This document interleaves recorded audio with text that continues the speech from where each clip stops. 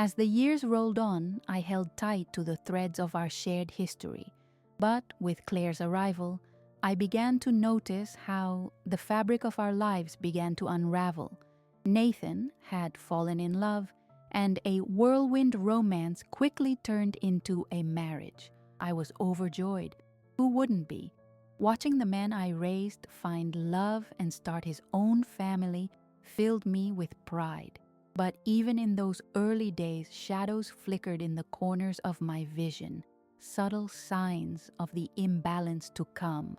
I remember the first family dinner after they got married. The table was set meticulously, a bouquet of daisies in the center, the scent of roasted chicken permeating the air.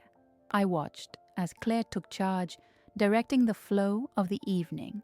"Nathan, can you pass the salad?" she asked, her voice smooth yet commanding. The way she addressed him made my heart twist. Wasn't he still my little boy, the awkward teenager who once struggled to tie his own shoelaces? Her eyes would dart to me when she offered suggestions, feigning politeness, while her lips curved into a patronizing smile. "I know you prefer the chicken, Eleanor, but the family could use a new recipe, don't you think?" The words struck me like lightning. It was her way of reminding me that my culinary efforts were outdated, the dishes I had spent years perfecting suddenly inadequate. As the dinners rolled on, I witnessed the dynamic shift. Claire's subtle put-downs were wrapped in humor, a smirk accompanying every jab she made at my expense. At first, I brushed them off, thinking she was merely adapting to her role within our family. I wanted to trust in her intentions. After all, she made Nathan happy, and that was all that mattered. But a knot twisted in my stomach. In quiet moments, Nathan would still seek out my company. I cherished our phone calls reminiscing about childhood antics and his ambitions. I would lose myself in his laughter, the warmth of his voice temporarily dissolving the growing gap Claire built between us. I longed for those nostalgic conversations where I could hear about his dreams for the future, just him and me without interference. But Claire was always there, lurking in the shadows. "Don't get too comfortable, Mom," she'd tease when she caught Nathan missing the slightest detail about her plans. "You know, you just get him for so long." The bite behind her words was masked as playful, but my skin prickled as if they were icy shards. I developed a sense of vigilance, reading between the lines of her comments, anticipating the next cut. I found myself reflecting on my sacrifices, all those years spent nurturing, the countless nights giving up sleep, those little joys that seemed to have slipped away. I traced the contours of my vision, searching for validation that was no longer there. The warmth of motherhood, once so solid, felt like sand slipping through my fingers. In rare stolen moments when Claire wasn't nearby, Nathan would place his hand over mine and squeeze gently, but each touch bore the weight of his silence, thudding like an unspoken apology. My heart ached, both for the love I held for him and the emerging fissures in our relationship. Claire's hold on him was tightening. As I watched Claire confidently take her place at the head of our family gatherings, I realized each laugh shared between her and Nathan chips away at the bond we once shared. The laughter echoes hollow now, drowning out my voice. I remember the promise I made that day at the birthday party. I cannot remain invisible. I won't. The unyielding tension stirs within me. I know I must fight to preserve the connection with my son, for the sake of both of us. I can see now that reclaiming my dignity requires more than just surviving the next family dinner. It requires a strategy, a plan to make my voice heard once again. Next, shall I proceed with Block B, the arrival of the daughter-in-law and first signs? When Claire entered Nathan's life, it felt like a whirlwind, a sudden storm that swept through our family, rearranging everything I had carefully pieced together over the years. The first time I met her, I could sense a shift in the atmosphere. an unsettling electricity buzzing just below the surface. On their engagement, I invited them over for dinner, wanting to make a good impression. I prepared his favorite meal, filling the house with inviting aromas of garlic and rosemary. I set the table with my best china, hoping to create a warm environment for Claire.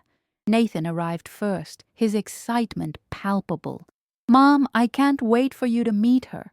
When Claire walked in, she was radiant, her long hair cascading around her shoulders and an air of confidence radiating from her. But as she surveyed my home, I felt her eyes scanning for flaws. "Nice place you've got here," she remarked, her tone casual, yet something about it felt almost dismissive. I tried to remain courteous. "Thank you. I've always loved soft colors. They bring a sense of calm." But her smile flickered, and I could sense her disapproval settling uncomfortably in the air. Dinner flowed, but I became painfully aware of the way her laughter filled the room, a bright sound that felt sharp. Each time Nathan shared a story from his childhood, Claire would chime in, teasing him with a tone that felt belittling. "Oh, Nathan was just being reckless. He's always been a bit dramatic, hasn't he?" The laughter in the room felt hollow, and I wanted desperately to reclaim my share of those memories.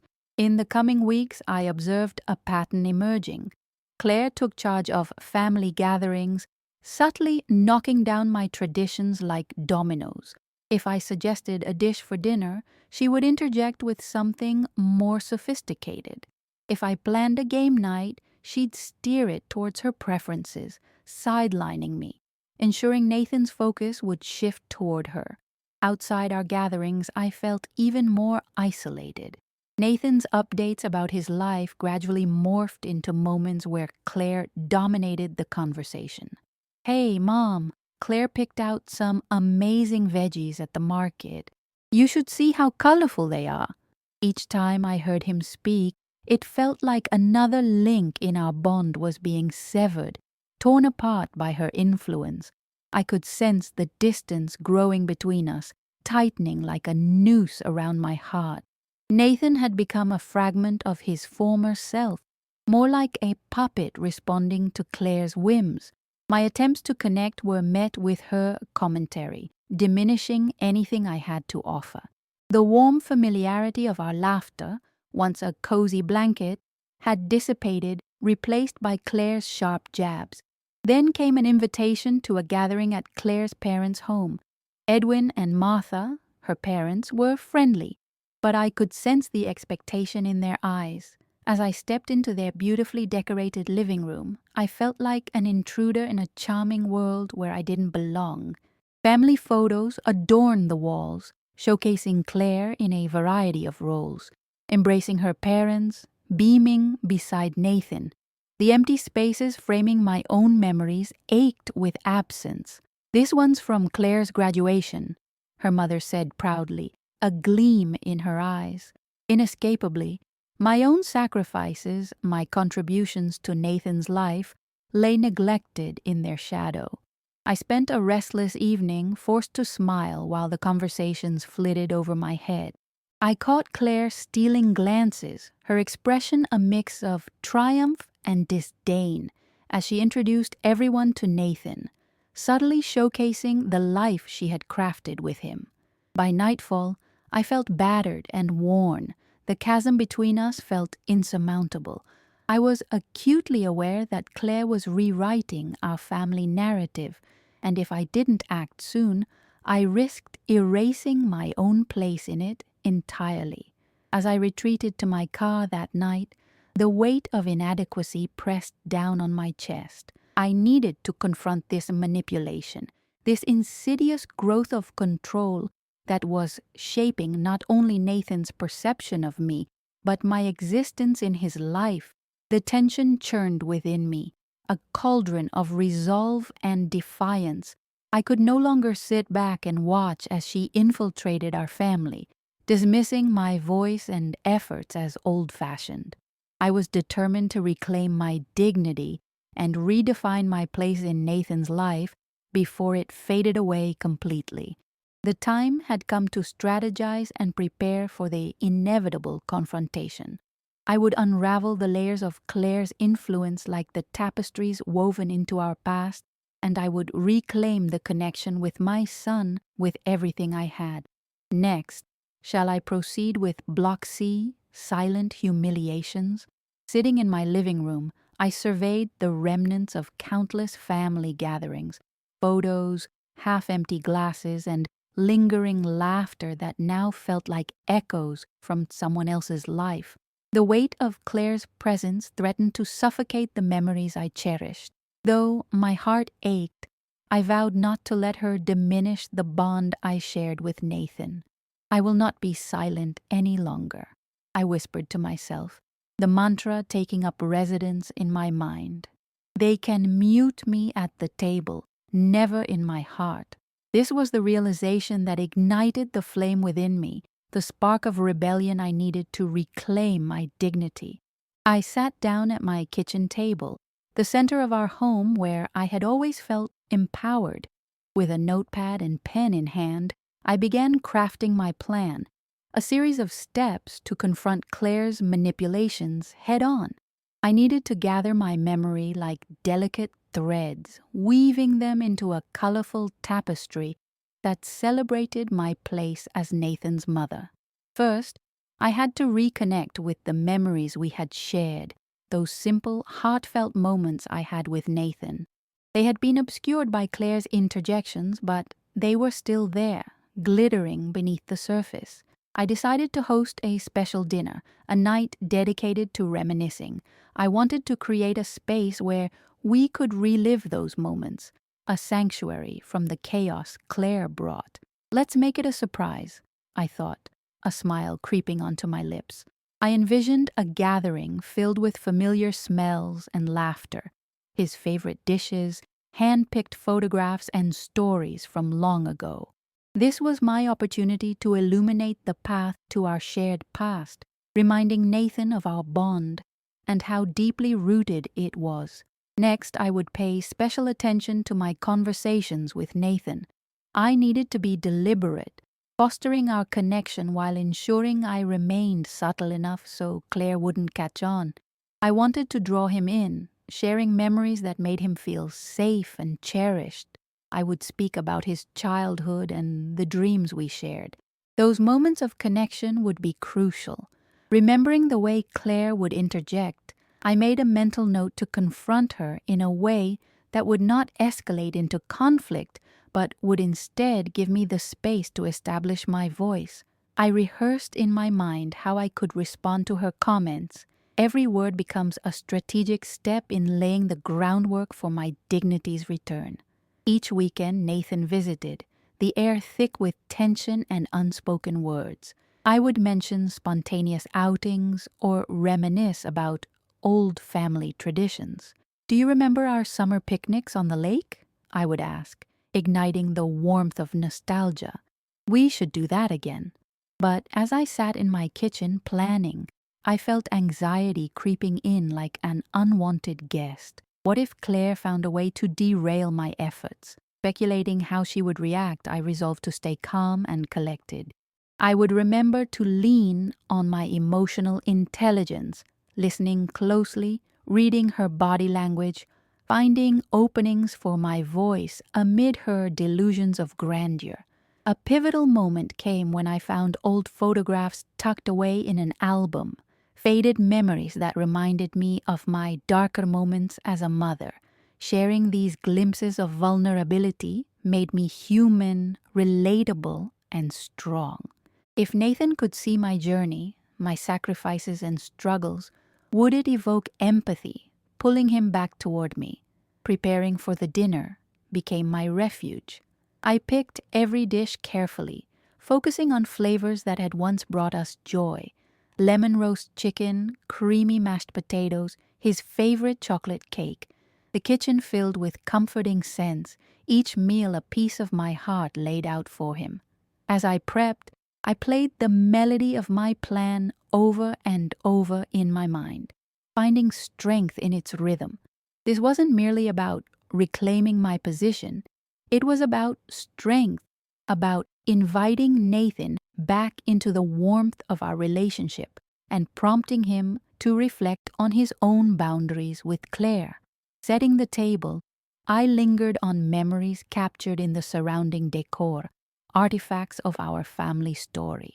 Each plate and fork became an emblem of love, of nurturing that could not be washed away by Claire's laughing jibes. Finally, as the anticipatory night approached, I gathered courage within the sanctuary I had created. I knew that Claire would inevitably make her presence felt, but I also knew that I was ready. The kitchen resonated with the familiar hum of the past, where laughter mingled with the rich smells of beloved recipes.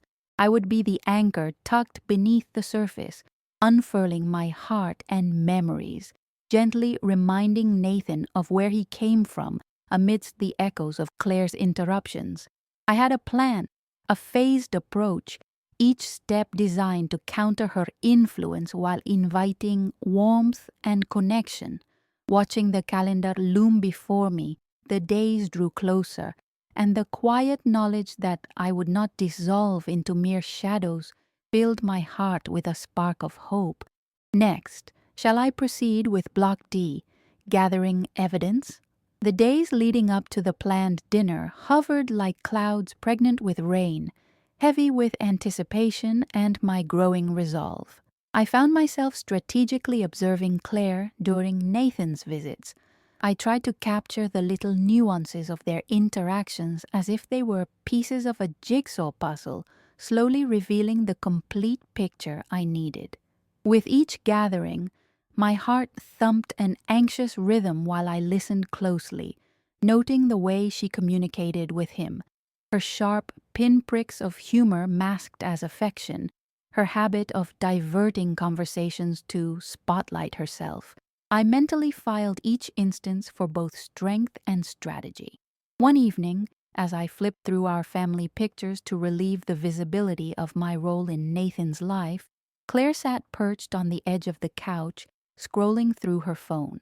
Nathan was animatedly sharing a funny childhood story. "Do you remember the time you tried to impress your friends by building that huge fort in the living room?" I called, hoping to interject a familiar warmth. But Claire cut in before Nathan could respond. "Oh, I think I'd like to hear about the time he got stuck up that tree instead." A quick blink of condescension crossed her face as she repositioned the spotlight firmly on herself. "Oh wait, was that his first or second tree-climbing encounter?" In that moment, I felt the sting of her undermining tactics. Despite Nathan's eyes reflecting embarrassment at her teasing, he laughed politely, trapped in her net. I bit my tongue to suppress the insult rising within me. I would not sabotage our moment. I would only gather more evidence to show him. Upon returning to my kitchen, I decided I needed samples of Claire's conversations, the snippets that belittled Nathan's past, woven into fabrications that redefined him. I meticulously crafted a journal, writing down each instance of her overshadowing behavior, my notepad taking on the appearance of a close friend I could confide in. Days turned into weeks, and I noted how Claire often diverted Nathan's interests to align with her metrics of success. "Have you spoken to your manager about that promotion yet, Nathan? I'm sure they'd appreciate your enthusiasm," she'd suggest during dinner conversations, her gaze heavily resting on him. "You could be like my brother, always chasing the next step." Craig's experience became the bar against which Nathan was measured, and I noted the shift in Nathan's demeanor with each jab, a gradual flattening of his vibrant personality, dim, encroaching shadows darkening the bright spark of who he used to be. Determined to uncover the depth of Claire's influence, I invited Nathan out for a casual lunch. He arrived with a warm smile that made my heart swell with nostalgia, but I quickly focused on the strategy ahead. "Nathan, let's talk," I said cheerfully. As we settled at our table, I studied his face while spinning tales of shared memories, careful to choose moments that made him light up. Playful summertime adventures, those spontaneous trips to the beach with laughter that filled the air like bubbles from a pop bottle. As he laughed, I caught glimpses of the boy he used to be, the connection we once shared blooming to life. But just as the warmth gripped his chest, Claire flickered within the background of our conversation. "Mom, I feel like I'm stuck at a crossroads," he admitted, a shadow creeping into his eyes. "I'm trying to navigate my job and what I truly want." "Have you thought about your own passions?" I ventured, leading him delicately toward self-reflection. "What do you want to achieve? Your path should reflect your desires." For a brief moment I could see clarity washing over him, but then the unmistakable tendrils of doubt surfaced again. "Claire thinks I should focus on a corporate ladder instead of pursuing art. I always wanted to paint," he said, his voice softening.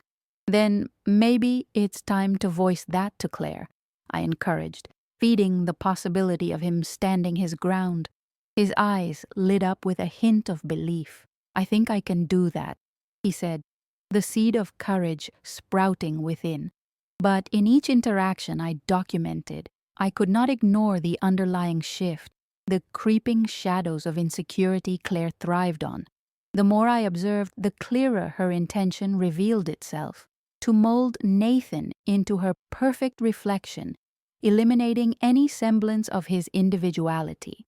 Fueled by determination, I hatched the idea to invite some friends, old family friends who had witnessed Nathan's upbringing. They would be a unifying force, a reminder of our shared past. The guest list included Aunt Martha, who adored him, and my childhood friend Tina, who had been there through so many milestones.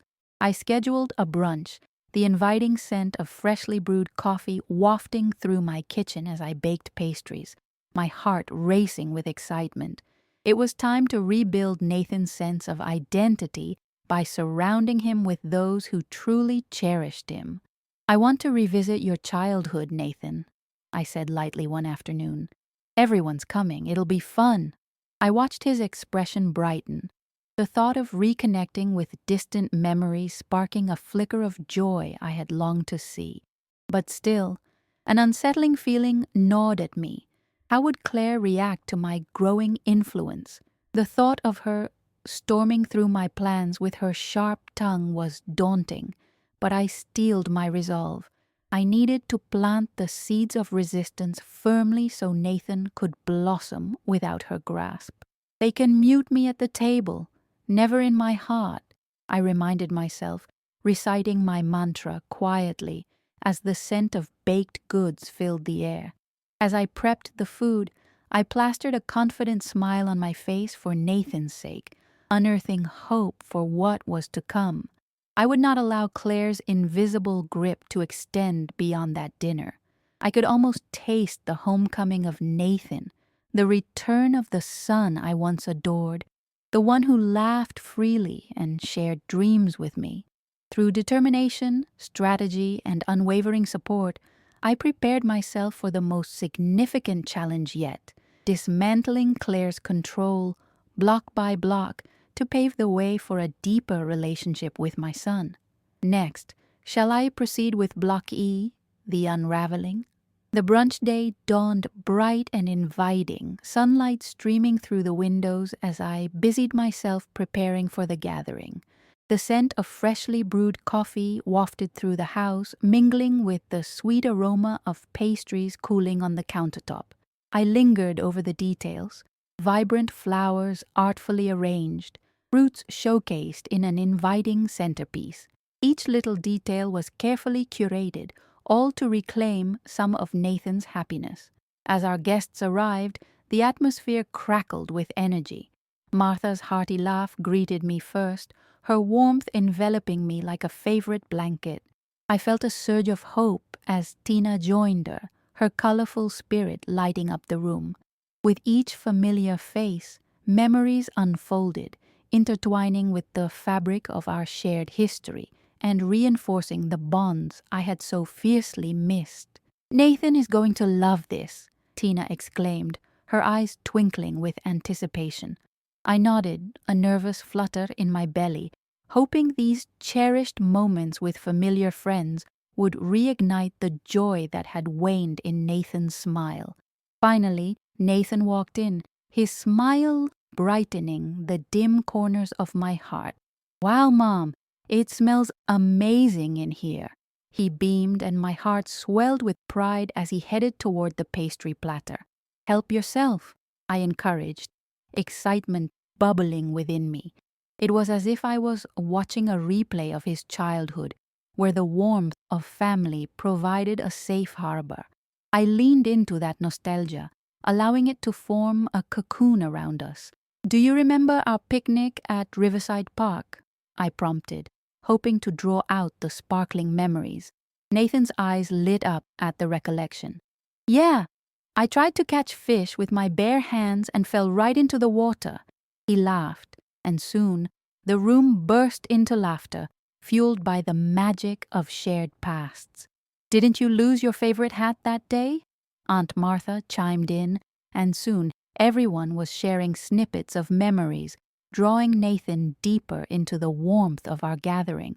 Familiar stories filled the space, each one reinforcing Nathan's sense of belonging. But then, just as the atmosphere began to swell with joy, the door swung open with a sharpness that sliced through the warmth. Claire stood in the doorway, her presence a dark cloud rolling in over our sunny gathering. The tension thickened as her gaze swept the room, calculating every reaction, measuring her influence on the dynamics at play. "Wow, what a party!" Claire announced, her voice dripping with feigned excitement. I felt my heart sink. Her sharp words threatened to extinguish the warmth that had taken root. "Nathan, I didn't know you'd be having a family affair without me," she said, her voice cutting smoothly through the laughter. I braced myself as the lightness drained away and an awkward tension slithered back into our gathering. "It's just a brunch," I interjected, trying to maintain my poise. "We were reminiscing about old times." "Oh, I see. Chronicling childhood stories. How quaint," Claire replied, her smile masking contempt.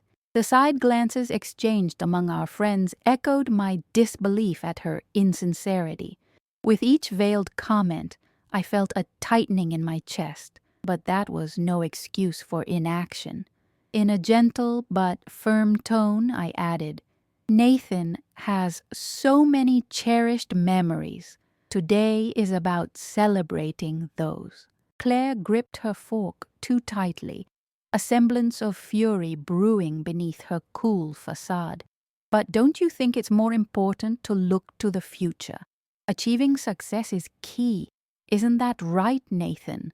Those words landed heavily in the air, and I felt Nathan's shoulders sag under the weight of expectations he never fully wanted to carry. The light in his eyes dimmed momentarily as he absorbed her words, trapped between our opposing energies. It was time to take my stand. "Reality is built on our choices, Claire," I stated firmly, unwilling to back down any longer, emboldened by the support around me. I could feel the eyes of our friends darting between us, tension shifting as they grasped the implications of our little standoff. Nathan hesitated before speaking, his voice soft but filled with resolve. "I think I need to reflect on what I really want," he declared, surprising even himself. Hope surged within my heart as I watched the tentative courage flourish on his face. Encouraged, I leaned into the warmth of our community, ready to dismantle the shadows that clouded our time together. "The past is filled with lessons, Nathan," I said, weaving our shared memories into the moment. With every story, I crafted a narrative that not only celebrated Nathan's history, but lit a path for his future, a tapestry bright with colors only he could paint. "Eggs Benedict, anyone?" I called out, eager to redirect the momentum back to warmth, anticipation cutting through the tension. Laughter gradually returned to our gathering, and I felt the energy shift once more, infusing life back into the space. As the conversations resumed with our friends pulling Nathan into their orbit of positivity, I recognized the fragile balance of our gathering. I told stories of resilience, of past struggles, drawing parallels to Nathan's own journey that ignited the flickers of his creativity once more. The more I supported and celebrated Nathan's authentic self, the more I watched the strain in Claire's face shift to frustration. She attempted to interject, her voice becoming sharper, but I remained vigilant, ready to shield Nathan from her influence. Mom always believed in encouraging our creativity, Nathan said again, his voice growing stronger as the stories unfolded. Without her support, I could never have chased my artistic aspirations. The glimmer of pride in his eyes filled me with warmth. I could feel the tide beginning to turn in our favor. But what about a stable career? Claire shot back, her tone drenched in condescension. I caught the irritation flickering in her eyes as she gripped her fork with white knuckles. As our laughter gently swelled, I felt Nathan's resolve intensify. I've been focusing too much on what I thought I should do, he admitted slowly, his voice newfound and steady against Claire's cutting words. It's time for me to find my own voice again.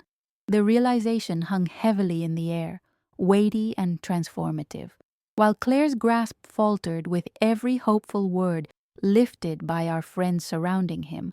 I recognized that the narrative was starting to reshape itself.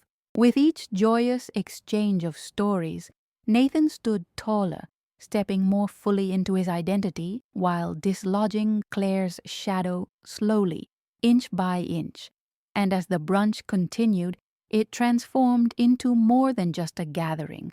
It blossomed into a united front, an emblem of Nathan's identity and my determination to reclaim my rightful place in his life. Amid the slow unraveling of Claire's control, I felt a glimmer of optimism shining brightly between us. Together we could cultivate a deeper relationship, founded on love, support, and a newfound understanding of who we truly were, beyond the layers of manipulation that had tried to cloud our connection. Next, shall I proceed with Block F, confrontation and rising tensions? As brunch continued, a palpable tension threaded through the air. Claire was not ready to relinquish her control. I felt her gaze shift from irritation to calculating scrutiny, a predator sizing up her prey. Tina and Martha tried to keep the mood light, steering the conversation away from Claire's impending confrontation, but her cold stare bore into Nathan, and I could almost feel him retreating under her weight. "Have you thought about your future, Nathan?" Claire asked suddenly, her tone disarmingly sweet. "Art is nice, but what happens when you need to pay the bills? Stability is essential." The atmosphere thickened as Nathan tensed beside me. I could see the conflict in his eyes as doubt crept in, a familiar echo of Claire's expectations. "Moms always know how to make things difficult," Claire added, directing her gaze at me. "But it's your life, Nathan. You need to make the right choices."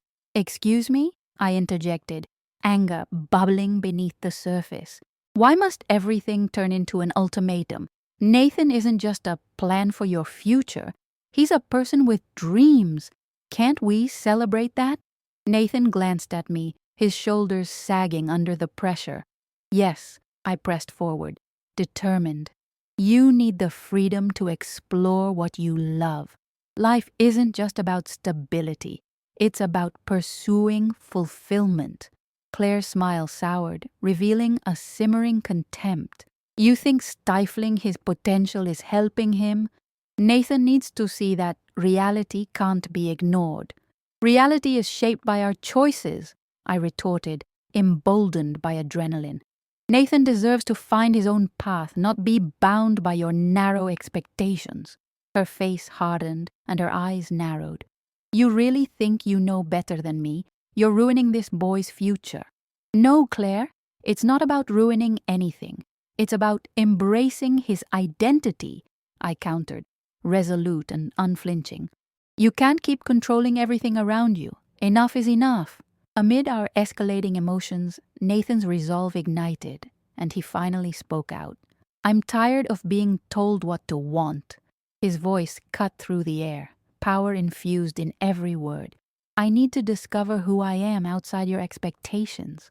That proclamation hung in the room, a gust of fresh air cutting through the tension. I could feel the weight beginning to lift from Nathan as he embraced his truth. "Mom, I respect where you're coming from," he continued, grounding himself, "but I need to explore my passions and follow my dreams." I felt a rush of pride, my insides swelling with warmth. Nathan was standing tall, ready to break free from the constraints Claire had enforced. "I think you'll regret this decision, Nathan," Claire warned, iciness lacing her tone. "Who will help you when everything falls apart?" Nathan straightened, undeterred by her threats. "I'm not escaping anything. I'm choosing to embrace who I really am." The atmosphere shifted as our friends began to murmur in support, sensing the growing power around us. Together, we were a united front against Claire's hostility. With renewed strength surrounding me, my mantra echoed silently. "They can mute me at the table, never in my heart." It became a steady rhythm, pulsing through me as the moments unfolded. The conversations crackled with newfound energy. Each voice supported Nathan's awakening, illuminating the path ahead. "Life isn't one-dimensional," I emphasized, holding on to the hope that had surged through our gathering. "Success looks different for all of us. Let him define his future." With every word, I felt the distance between Nathan and Claire widen. This was not just a confrontation. It was the reclamation of his narrative, one where he had agency to chart his own course. The calm before the storm settled over us, but now we were prepared. Claire, sensing her control slipping away, narrowed her eyes at both Nathan and me. "You may think you're making the right decisions," she hissed, her voice low and threatening, "but think long and hard about what really matters in life." In that moment, our friends rallied around us, bolstering Nathan's growing confidence. He was more than just my son. He could become a beacon of his own truth. As Claire's vehement words dripped with bitterness, the air around us bristled with tension, yet it felt lighter, breaking down barriers. I took a step back, and the circle enveloped Nathan, wrapping him in warmth, the type of support Claire had never provided. "We'll face whatever comes together," I said gently, holding Nathan's gaze. "It's about creating a life that resonates with who you are." Amid the simmering defiance, I sensed Claire's frustration creeping back, desperate to reconnect with her lost power. But we remained steadfast, unified in our stand. As the brunch continued, laughter and stories re-emerged, and Nathan's laughter rang clear. He was breaking free from the toxicity, reclaiming the joy that had long eluded him. Claire could tighten her grip, but I could see it cracking inch by inch. Nathan's voice had found its sound echoing through the room and beyond. "No more control, Claire. I am my person, and I am ready to venture into the world, to claim my voice." With those resounding declarations, I understood. This day was not merely about this brunch, it was a prologue for a new chapter, fortified against the challenges that awaited us, where Nathan's dreams and self-worth would no longer be held hostage. And as I looked at him, truly looked at him, my heart sang. This was not just a victory over Claire, but a celebration of our bond, forged anew in love and resilience. Next, shall I proceed with Block G, the climax of truth? The air shifted in the room as the weight of Claire's words hung heavily during that moment of silence. But Nathan stood tall. Stepping forward, he formed a protective barrier, ready to contest what had overshadowed him for far too long. I felt a rush of pride pour through me, an exhilarating mix of tenderness and strength. Everything I've done has been about you, Claire," Nathan began, his voice steady but laced with an undercurrent of emotion.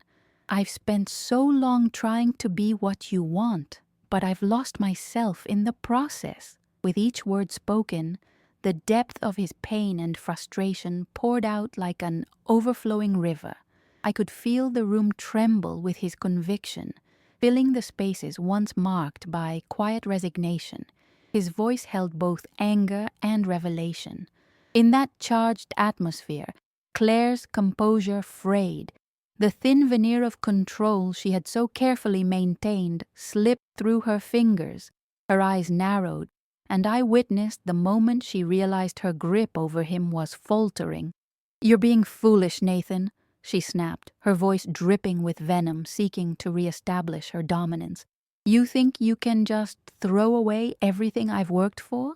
Everything you worked for?" Nathan challenged, a hint of incredulity coloring his voice. "What about what I want? I deserve more than playing a role in your carefully constructed life."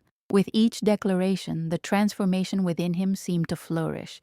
I could see it, a kaleidoscope of past struggles and present strength. Nathan was no longer just a petal crushed beneath the weight of someone else's expectations. He was a flower in full bloom, breaking through the soil and reaching for the light. "This isn't just about today or the art. It's about me. I want to follow my passions, not just fulfill your vision." His voice boomed as he silenced her attempts to undermine him, each word resonating around the room like a drumbeat of truth. Friends looked on, wide-eyed, as Nathan stepped into his truth, confronting the harsh reality that had stifled him for far too long. I watched Claire's facade begin to crack, her poise disintegrating as she faced the undeniable awakening of her son. "You'll regret this," she warned, her tone shifting to a desperate edge, a last-ditch effort to reevaluate her fading influence. "No, Claire, I'm ready to claim my own life," he shouted, his voice ringing with an emphatic finality. The room filled with a thick tension, but I sensed a shift in energy. It swirled between us as if the dark clouds of Claire's control were finally dispersing. A powerful clarity enveloped the room, and Nathan's words hung in the air, resounding in their authenticity. "We're not doing this without each other. I don't want to fight with you, but my choices are my own," he said softly, directing his gaze toward both of us, reaching into the depths of his heart. It felt as though he had symbolically wielded a sword, slicing through the chain that had constrained him. In that moment of vulnerability and truth, I felt a pool of emotions rising within. The fear of losing Nathan juxtaposed against the radiant hope for an authentic future. This was not just a confrontation. It was a celebration of who he was destined to be. Claire's anger radiated outward but faltered beneath the unwavering fortitude radiating from Nathan. "You'll find out how wrong you are," she hissed, a last attempt to regain her authority. But deep down, even she knew her time was up. The laughter that had once characterized our gathering had faded, slowly being replaced by support and understanding. Friends could feel the weight of this pivotal moment, an awakening that proved more significant than mere familial disputes. "It's okay to feel lost sometimes, but we'll figure this out together," I intervened, sensing our moment of truth transforming into an opportunity for healing. "This path won't be easy, but it's yours to craft." Nathan nodded, glimmers of determination dancing in his eyes. "I just want my life to truly be mine," he said in a quieter tone, each word imbued with newfound resilience. In that harmony of resolve, I finally understood the magnitude of this turning point, the threads of our lives intertwining with hope and the promise of a brighter horizon. Together, we confronted the shadows of the past, shedding layers of toxicity that had overshadowed our familial bond. As Claire stood at the precipice of her broken illusion, I couldn't help but think this was the first step toward liberation for all of us. Yes, it was a journey fraught with challenges ahead, but Nathan's awakening had merely begun. Even as Claire made her retreat, her whispered threats faded into the background, overshadowed by echoes of Nathan's newfound strength ringing true. He was ready to reclaim his narrative, and so was I. Next, shall I proceed with Block H, resolution and new beginnings?